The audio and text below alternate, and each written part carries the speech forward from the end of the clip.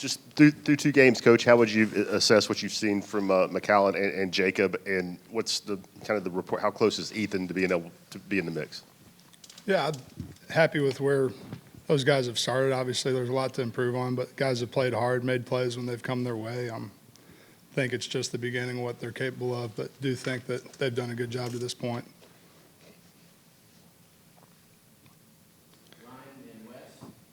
So what stands out about Florida's defense on film? They're good up front. They're good in the back end. They've got good players.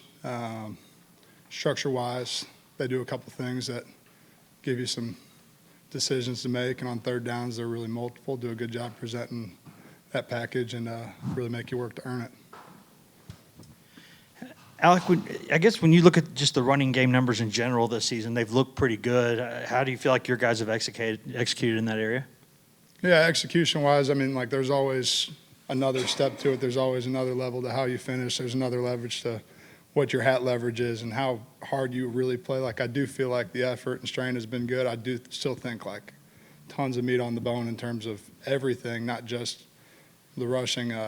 But so far, there's a good start. I think there's still a lot more. We've seen McAllen take a couple of short throws and do some after the catch with it. Is that something that you guys saw on tape from UC Davis, that he could be a guy that could rack up some yak yards and make plays with the ball in his hands? Yeah, 100%. He's athletic. He's explosive. I stepped out of one on Saturday that he got brought down on the first week, but it was great to see, and 100% expect that from him. He told me that when he was at UC Davis that he did more blocking than everybody gave him credit for, but he really didn't get the coaching, didn't really understand it, and that your background, the offensive lines, really helped him in that regard because he's very willing to do that. Is that kind of what you've encountered?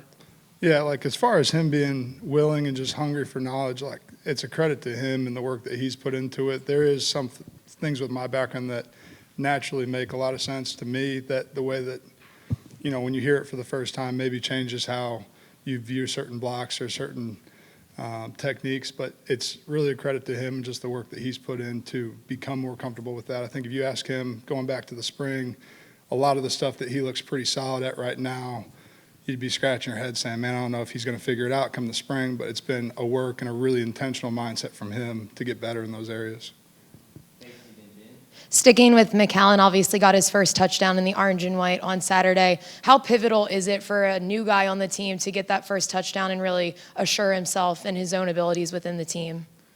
Yeah, I think he's got every reason to be confident, and if you're waiting for the big play to have confidence, you're probably waiting a little too long. It was awesome for him to go get that done and get to be there with his family and get to experience what that's like, and hopefully it's just the beginning for him, but as far as how it changes things, it really shouldn't. What have you seen from Jacob as a run blocker? He arrived here a decade ago as a pass-catching tight end, and now it seems like he's really not afraid to get in the mix and in the running game and pull his fair share of weight. No, he ain't scared of nothing, and it's something that, same thing, I think he's been challenged and really intentional about working to fix and improve on some of those areas. I think some of it's a mindset of just being willing to go strain and be physical, but there's so much technique to it that I think he's really embraced and come a long way. Obviously, there's still more to go, but it's been really good so far. Two quick things. First, you said there's some more meat on the bones for your tight ends. What specifically are you referring to there? Yeah, it's little things. It's, hey, I get my guy covered up, but he wipes across my face late, and, we have to run through an arm tackle. Or, hey, I do a good job getting to the spot in the perimeter, but body position's not great, and instead of me going and burying the guy, I end up kind of on the half, and it's a little detail on a lot of things. Same thing with the route. It's being really clean at the top, dropping my weight, being super efficient, and me being just a half a step quicker, a half a step more separation in that end of it. And Jason Witten was at the game on Saturday. Have you or any of anyone in the tight end room been able to kind of utilize or hear from him at all?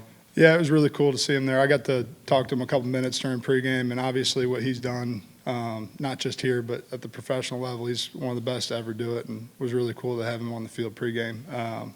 Do hope we get to connect a little bit more as we go forward. Coach, how's the communication been with the tight ends and the O-line, particularly with Austin Peay gave you a lot of different looks. You didn't see some of that stuff against Virginia. Florida likes to talk about how much heat they bring in different looks. How would you characterize the communication up front with your guys in the O-line?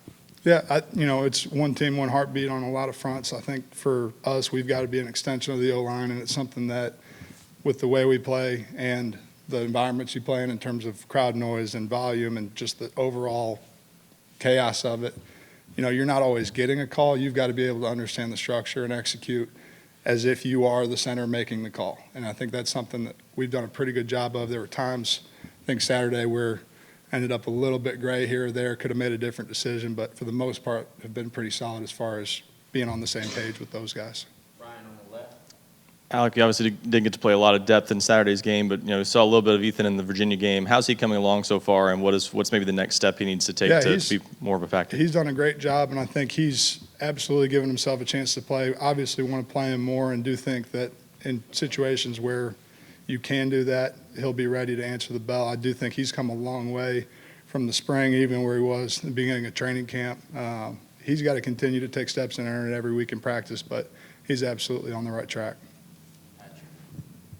Alec, you talked a little bit about Florida's defense earlier. They have a new defensive coordinator. Have there been any big changes from last season in terms of how they play or things like that? We'll find out. It's always interesting when you sit down on Sunday and start watching guys and think, okay, does this make sense for what we'll see or not? And, in the family of, Pete Golding, Ron Roberts, and all those guys are kind of in the same tree, but there's different twists, and some of that's different personality of the coordinator. Some of that's different people and different defenses. So I do think they'll have a great plan, and we'll have to go answer the bell.